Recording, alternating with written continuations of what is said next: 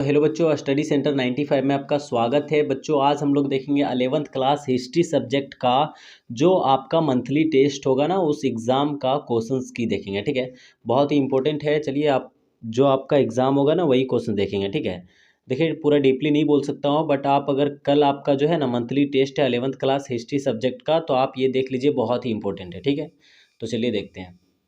Question number 1 में बताया गया है। और देखिए उससे पहले हमारे चैनल में अपना है तो चैनल को सब्सक्राइब जरूर कीजिएगा। देखिए अभी 11th का तैयारी भी हमारे चैनल के माध्यम से बहुत अच्छे तरीके से कराया जाता है। ठीक है, अगर आप 11th में ज़्यादा नंबर लाना चाहते हैं तो हमारे चैनल के माध्यम से आप तैयारी कर सकते हैं। ठीक है, तो चलिए क्वेश्चन को देखते हैं। उससे पहले हमारे चैनल में अपने हैं तो चैनल को सब्सक्राइब जरूर कीजिएगा। ठीक है, चलिए क्वेश्चन नंबर 1 में बताया गया कि चीन में मंचू राजवंश की स्थापना कब हुआ था। ठीक है, चीन में मंजू राजवंश की स्थापना कब हुआ था, तो इसका जो आंसर हो जाएगा वो हो जाएगा 1644 ईस्वी में। ठीक है, ऑप्शन नंबर डी हो जाएगा। ठीक है, 1644 में। तो नेक्स्ट क्वेश्चन चलते हैं। क्वेश्चन नंबर 2 में बताया गया कि चीनी क्रांति कब हुई थी, तो चीनी क्रांति जो हुआ था वो कब हुआ था, तो इसका आंसर हो जाएगा ऑप्शन नंबर ये 1949 को। तो नेक्स्ट क्वेश्चन चलते हैं।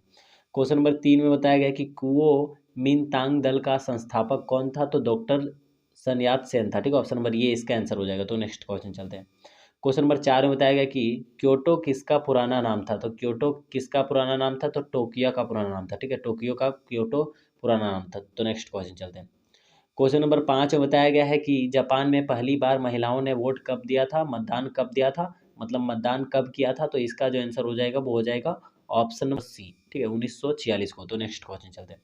क्वेश्चन नंबर 6 में बताया गया है कि 1911 ईस्वी में मंजू राजवंश की समाप्ति के पश्चात किसके नेतृत्व में गणतंत्र की स्थापना हुई थी, तो किसके नेतृत्व में हुआ था, तो सन यात सेन। ऑप्शन नंबर डी इसका आंसर हो जाएगा। ठीक है, ऑप्शन नंबर डी इसका आंसर हो जाएगा। देखिए यहाँ से जो है ना 1 नंबर का क्वेश्चन था कंप्लीट हो गया, और जो आपका ये 2 नंबर का क्वेश्चन है। ठीक है, 2 नंबर का क्वेश्चन है। टोटल कितने क्वेश्चन है, तो 7 से लेकर के 10 क्वेश्चन है। बहुत ही इंपॉर्टेंट क्वेश्चन है। तो चलिए इन क्वेश्चन को भी देखते हैं। ठीक है, तो चलिए क्वेश्चन नंबर 7 में बताया गया है कि जापान में मेइजी की पुनर्स्थापना कब हुई थी। ठीक है, जापान में जो मेइजी की पुनर्स्थापना हुआ था वो कब हुआ था, तो इसका आंसर हो जाएगा जापान में मेइजी पुनर्स्थापना 1868 ईस्वी में हुई थी। इसके द्वारा शोगुन शासन को समाप्त कर सम्राट की शक्ति को पुनः स्थापित किया गया और जापान में आधुनिकीकरण की शुरुआत हुई। ठीक है, मतलब जापान में जो है वो कब हुआ था मेइजी पुनर्स्थापना, तो वो हुआ था कब, 1868 को। ठीक है, 1868 को। ठीक है, जापान में मेइजी पुनर्स्थापना 1868 ईस्वी में हुई थी। इसके द्वारा जो है शोगुन शासन को समाप्त कर सम्राट की शक्ति पुनः स्थापित किया और जापान में आधुनिकीकरण की शुरुआत हुई। ठीक है, तो नेक्स्ट क्वेश्चन चलते हैं। क्वेश्चन नंबर 8 में बताया गया कि डॉक्टर सन्यात सेन की किन्हीं 2 सिद्धांतों को लिखें। ठीक है, डॉक्टर सन्यात सेन के सिद्धांत जो थे वो 2 लिखने को बोला है। ठीक है, तो डॉक्टर सन्यात सेन के 3 सिद्धांत प्रसिद्ध थे, उनमें से 2 ये हैं। ठीक है, राष्ट्रवाद, पहला जो राष्ट्रवाद है और दूसरा जो है लोकतंत्र। ठीक है, राष्ट्रवाद में क्या है, तो चीन को विदेशी साम्राज्यवाद से मुक्त करना। ठीक है, चीन को विदेशी साम्राज्यवाद से मुक्त करना, और दूसरा जो था वो चीन में लोकतांत्रिक शासन व्यवस्था स्थापित करना। ठीक है, और तीसरा जो था वो था क्या, सिद्धांत आजीविका या समाजवाद। ठीक है, तो 2 ही लिखना है आपको, 2 पूछा है तो 2 ही लिखना है। ठीक है, तो नेक्स्ट क्वेश्चन चलते हैं।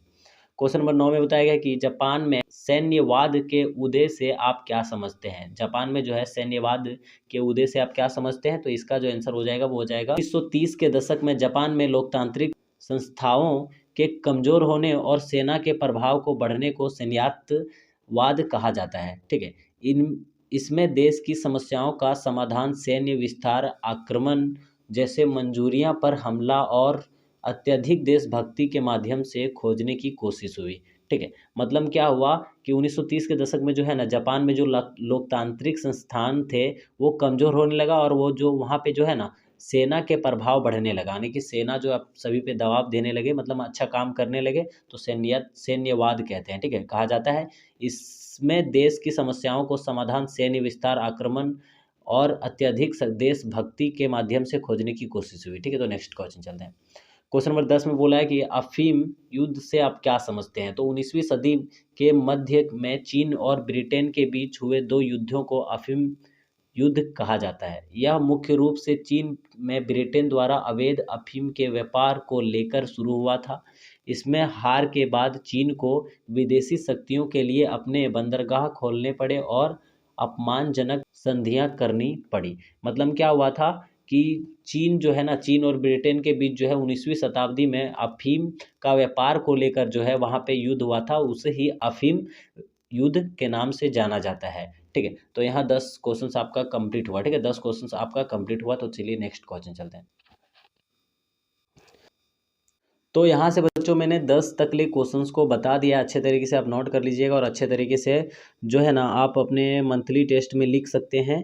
बाकी बात देखिए, आपका जो 11th क्लास का तैयारी है ना हमारे चैनल के माध्यम से अभी कराया जा रहा है। जितने भी स्टूडेंट हमारे अभी पहली बार मेरा वीडियो देख रहा है तो वो जाके हमारे चैनल को सब्सक्राइब कर लीजिए, ताकि 11th क्लास का जो है ना तैयारी आप देख सकते हैं हमारे चैनल में विजिट करके, बहुत ही अच्छे तरीके से कराया जा रहा है। ठीक है, और 11th के साथ साथ जो है ना आपको 12th का भी तैयारी हमारे चैनल के माध्यम से बहुत ही अच्छे तरीके से कराया जाएगा, इसलिए हमारे चैनल को सब्सक्राइब जरूर कीजिएगा। ठीक है, तो चलिए आज के लिए इतना ही, फिर मिलते हैं किसी नेक्स्ट वीडियो में।